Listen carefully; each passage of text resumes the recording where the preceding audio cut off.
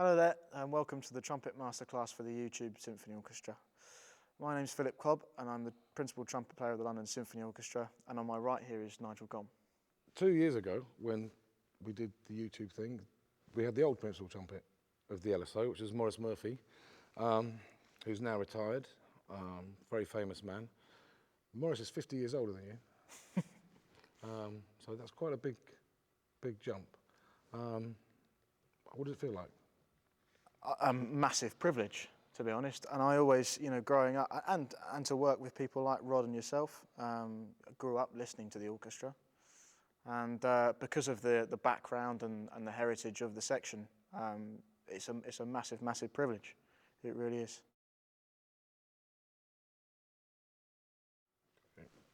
You do the Mahler 5 and give us your version.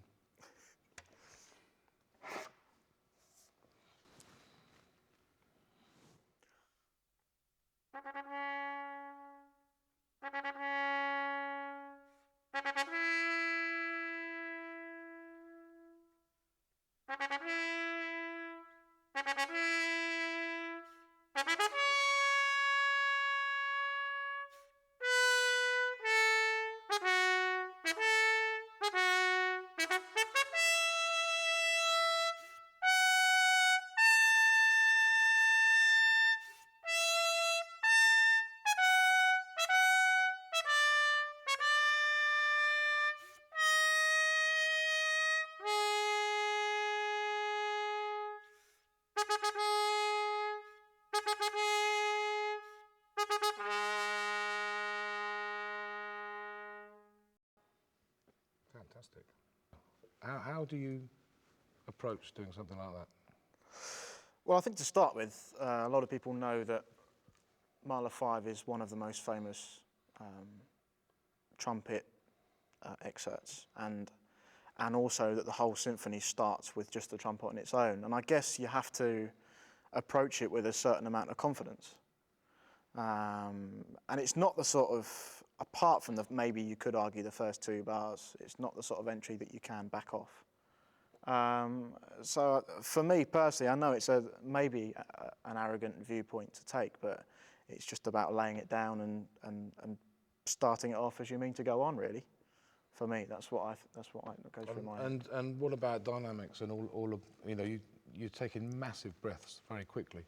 When you start it, what are your thoughts when you sit on the stage and you start this from nothing? Obviously, it's a big nerve-wracking moment. But are you thinking of the music, or are you thinking, oh, God, or are you? Well, I thought the first time that I did it, I thought I'd feel exactly that. I thought I'd feel, oh, God, what am I going to do? Am I going to get nervous? But I think it's funny actually. I didn't, and maybe part of that is because I was excited at the first couple of performances. But I think it's for me also being quite young and just starting out. LSO Mahler 5. It's an exciting thing. It's a trumpet opening. It's a fantastic opening. It's dramatic. Play it like you mean it, really. So when people having a go at this, kids or students or whoever, what would you be listening for? I'd be looking for character.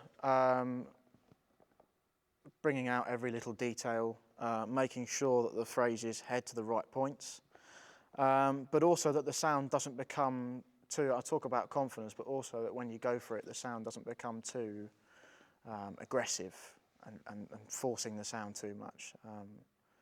Well, you can have a great technique on the trumpet as a brass player, and I'm sure, I don't know anything about it, but I'm sure on string instruments as well. But if you don't have the sound to match up with that, I wouldn't have said many people would want to listen to you. That's true. Or a selected few. That's true. So for the people that are recording this, it's not, these excerpts, you can look at them as technical exercises, but they're not. We're listening for more. And, the thing with any musical instrument is that you're trying to draw somebody's ear to the sound.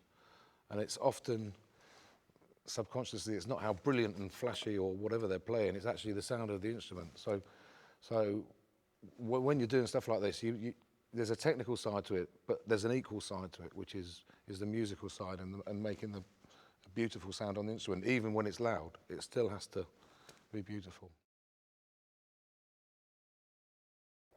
Okay, so this is the long middle section solo in Don Juan. It's in E.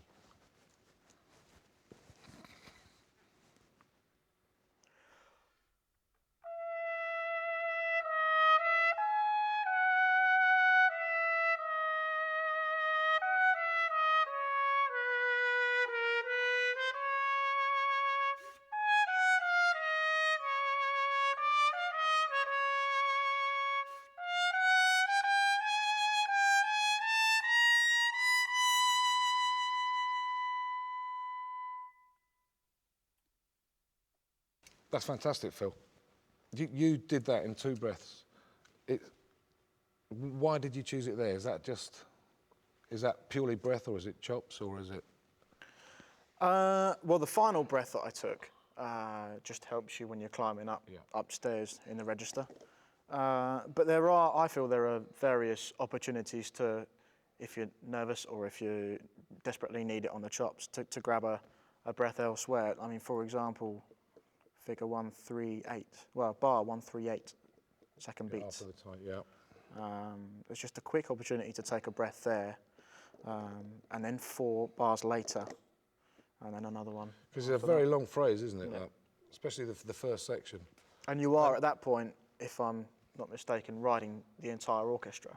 Yeah. In which case, again, not in an aggressive nature, but you need to be riding the band with an appropriate But you managed noise. to play that, and it sounds beautiful, but you're actually playing quite loud as you go through. As you say, you've got to ride the orchestra. How do you keep that sound when you're pushing without it getting harsh?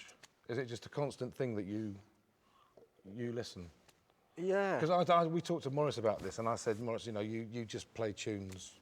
You're renowned for playing tunes, the simplest tunes. How do you think it out? And he said, well, I think he said that being a bandsman, they played hymns, and he always thought to put words to things. So he'd think it of singing, he'd phrase like a singer. But you do the same thing. You naturally play the phrase. Well, I've always loved tunes. I mean, for me personally, some of the contemporary music and stuff, it's all very technically challenging and it's all very effective. But for me, I get more of a kick out of playing a tune than anything else. And it's also listening. Since I was a little kid, I was listening to people. You come from a cornet background. Yeah, I come from a family of Salvation Army cornet background. Yeah, and listening to people, it's possibly similarly to Maurice, the hymns background and word association. I mean, I certainly don't think about that necessarily, but there is this constant thing in the army bands, and I'm sure in outside banding as well, about phrasing and about looking at, and I think you just work it out.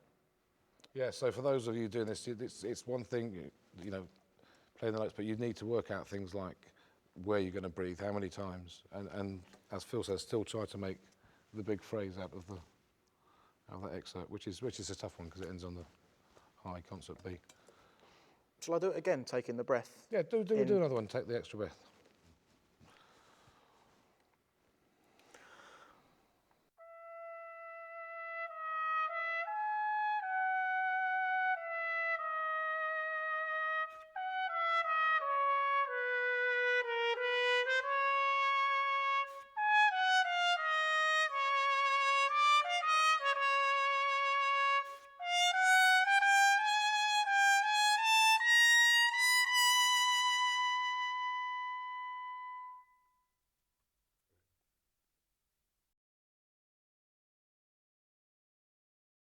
Okay, this is the trumpet call from Leonora, the E flat one, and this is off stage, and the 8 bars before it, there's a big long run in the strings, very loud, crescendo, and ending on the first note of this off stage call. So it needs to be, although it's off stage, it needs to be quite grand and present. And the second call, even more so.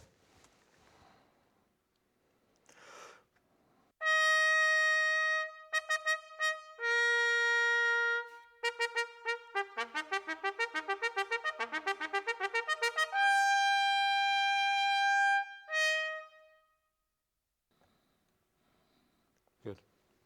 Great. Second one. Do the next one. Yeah, now do the second one. See if you can make it slightly different.